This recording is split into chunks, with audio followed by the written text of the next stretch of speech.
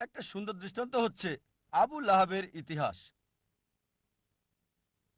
আবু লাহাব তিনি নবীজি মোহাম্মদ সাল্লাল্লাহু আলাইহি ওয়াসাল্লামের চাচা ছিলেন। এই নামটা আসলে তাকে দেওয়া হয়েছে, যার মানে ধ্বংসের পিতা। আর সে ছিল নবীজির ঘোর শত্রুদের একজন। যখনই কাউকে দেখতো নবীজির সাথে কথা বলছে, সে অপেক্ষা করত। যখন নবীজি চলে যেতেন, লোকটির কাছে গিয়ে জিজ্ঞেস করত, নবীজি কি বলেছে? সে কি কালো বলেছে? এটা সাদা। সে কি দিন বলেছে? না, এটা রাত। সে নবীজির বিপরীত বলতো। নবীজির চিরশত্রুদের একজন ছিল সে। সে রাস্তায় চলতে চলতে অনেক সময় মিথ্যে কথা বলতো নবীজিকে ভুল প্রমাণ করার জন্য। আর পবিত্র কোরআনে একটা সূরাই আছে, সূরাটির নাম লাহাব, অধ্যায় 111, যা আমরা সবাই ভালোভাবে জানি।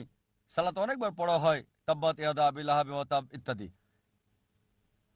এই সূরাতে উল্লেখ আছে যে আবু লাহাব এবং তার স্ত্রীকে দোজখের আগুনে পোড়ানো হবে। তার মানে কখনোই মুসলিম হবে না তারা, কখনোই ইসলাম গ্রহণ করবে না। এই সূরা নাজিল হয়েছিল আবু লাহাবের মৃত্যুর 10 বছর আগে। যখন এই সূরা নাজিল হলো, একটা কাজ আবু লাহাব করলে, ইসলাম গ্রহণ করলে, কোরআন ভুল প্রমাণিত হয়ে যেত। অথচ তার অনেক সাহাবী আর বন্ধুরা সেই 10 বছরের সময় ইসলাম গ্রহণ করেছিল। আবু লাহাব পরবর্তীতে 10 বছর পর বদরের যুদ্ধে মারা গেল। 10 বছর সময় হাতে ছিল তখন। এই 10 বছরে নবীজি তাকে নিয়মিত আহ্বান করতেন ইসলাম গ্রহণ করতে, তাহলে কোরআন ভুল প্রমাণিত হতো। খুব সহজ বিষয় ছিল, শুধু বললেই হতো আমি একজন মুসলিম। এতটুকুই। মুসলিমের মতো তাকে আচরণ করতে হতো না, তাকে নামাজ পড়তে হতো না, শুধু বললেই হতো যে আমি মুসলিম, যথেষ্ট। কোরআন ভুল প্রমাণিত হয়ে যেত। সহজ বিষয়, খুবই সহজ। অনেক সময় নবীজির বিরুদ্ধে মিথ্যে বলেছে, আরেকবার বললেই তো হতো, কোরআন মিথ্যে প্রমাণিত হতো। কিন্তু সে পারে নাই, কারণ কোরআনের রচয়িতা সর্বশক্তিমান ঈশ্বর। তিনি জানেন যে আবু লাহাব ইসলাম গ্রহণ করবে না। ফলসিফিকেশন টেস্ট 10 বছর। আরো ফলসিফিকেশন টেস্ট আছে, অনেক অনেক আছে এখানে। এটা উল্লেখ আছে সূরা বাকারা অধ্যায় 2 আয়াত 94 ও 95। ইহুদিদের একটি দল ছিল যারা মুসলিমদের সাথে তর্ক করেছিল আর বলেছিল যে আখিরাতের ঘর আল্লাহর সাথে শুধুমাত্র আমাদের। তাই আল্লাহ বলছেন সূরা বাকারা অধ্যায় 2 আয়াত 94 ও 95, যদি তারা বলে যে আখিরাতের ঘর আল্লাহর সাথে শুধু তাদের জন্য, তাদেরকে বলো মৃত্যু কামনা করতে। যদি তোমরা বলো নিশ্চিতভাবে আখিরাতের ঘর তোমাদের, আখিরাত তোমাদের, তাহলে মৃত্যু কামনা করো। এই আয়াত আরো বলছে তারা কখনোই মৃত্যু কামনা করবে না, কখনোই না। একটা মাত্র কাজ ইহুদিদের করতে হতো, কোরআনকে ভুল প্রমাণ করার জন্য বলতে হতো আমি মরতে চাই। সহজ ছিল, মরা দরকার ছিল না। এমন না যে আত্মহত্যা করতে হবে, নিজেরা নিজেদের স্তব্ধ করবে। একটা বিষয় বললেই হতো আমি মরতে চাই। সহজ ছিল। কোরআনকে ভুল প্রমাণ করতে বলতে হতো আমি মরতে চাই। 3টি শব্দ কোরআন ভুল প্রমাণিত হয়ে যেত। আল্লাহ বলেছেন সূরা বাকারা অধ্যায় 2 আয়াত 95 ও 96, তারা কখনোই মৃত্যু কামনা করবে না, তাদেরকে যদি 1000 বছরও বাঁচতে দেওয়া হয়। সহজ ছিল, খুবই সহজ ছিল কোরআনকে ভুল প্রমাণ করা। এই দুটো ফলসিফিকেশন টেস্ট হলো অতীতের ফলসিফিকেশন টেস্ট। আমাকে বলতে পারেন ভাই জাকির, এখন কোরআনকে ভুল প্রমাণ করতে চাই, এখন কিভাবে করব? এখন কি এটা করা যাবে? হ্যাঁ, সবার জন্য সুযোগ আছে। আল্লাহ বলেন সূরা মাইদা অধ্যায় 5 আয়াত 82 যে বিশ্বাসীদের জন্য তাদের আপনজন হচ্ছে ওই সমস্ত লোক যারা বলে আমরা খ্রিস্টান, আর ঘোর শত্রু হলো ওই সকল লোক যারা বলে আমরা ইহুদি আর মূর্তি পূজারী। কোরআন বলছে বিশ্বাসীদের ঘোর শত্রু হচ্ছে ইহুদি আর মূর্তি পূজারীরা, আর বিশ্বাসীদের কাছে লোক যারা বলে আমরা খ্রিস্টান। সামগ্রিকভাবে কোরআন সামগ্রিকভাবে কথা বলছে। অনেক ইহুদি আছে যারা ইসলাম গ্রহণ করেছে, হয়তো অল্প কিছু ইহুদি যারা খ্রিস্টানের চেয়ে ভালো, তবে সামগ্রিকভাবে কোরআন বলছে ইহুদিরা হচ্ছে মুসলিমদের শত্রু সামগ্রিকভাবে, আর খ্রিস্টানরা কাছাকাছি।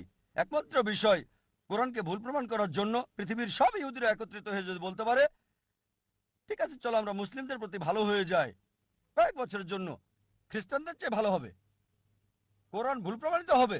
খুব সহজ। পৃথিবীর সব ইহুদিরা একত্রিত হয়ে যাক 3-4 বছরের জন্য, আর মুসলিমদের বন্ধু হয়ে যাক, তাহলে বলতে পারবে কোরআনের এই আয়াত সূরা মাইদা অধ্যায় 5 আয়াত 82 ভুল।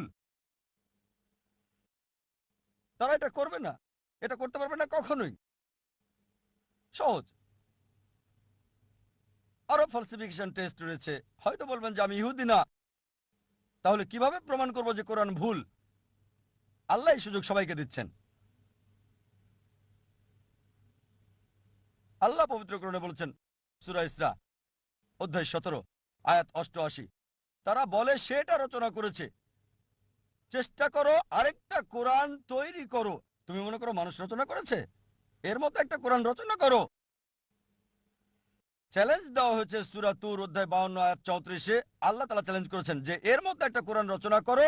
কখনোই তোমরা তা করতে পারবে না। এমনকি যদি সব জিন এবং মানুষ জাতি একত্রিত হয়, তারা কোরআনের মতো আরেকটা রচনা করতে পারবে না আল্লাহর সাহায্য ছাড়া। এটা একটা চ্যালেঞ্জ। আবার আল্লাহ এই চ্যালেঞ্জকে সহজ করে দিয়েছেন।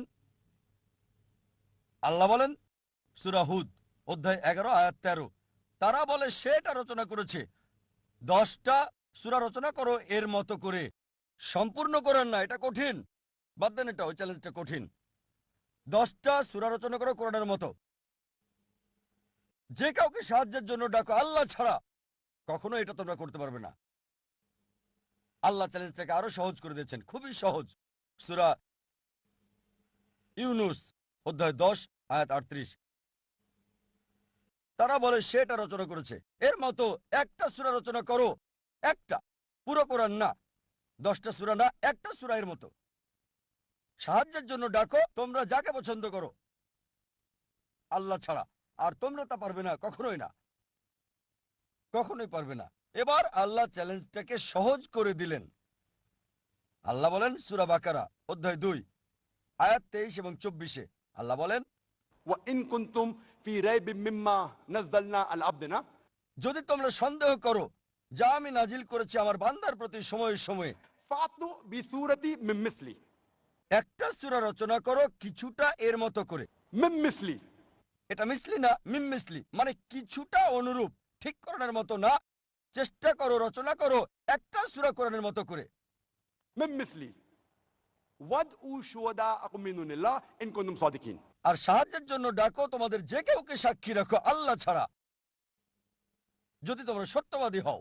فإن لم تفعلوا তবে যদি তোমরা না পারো, ولن تفعلوا নিশ্চিত যে তোমরা পারবে না, তাহলে ভয় করো সেই আগুনকে যার জ্বালানি হবে মানুষ ও পাথর।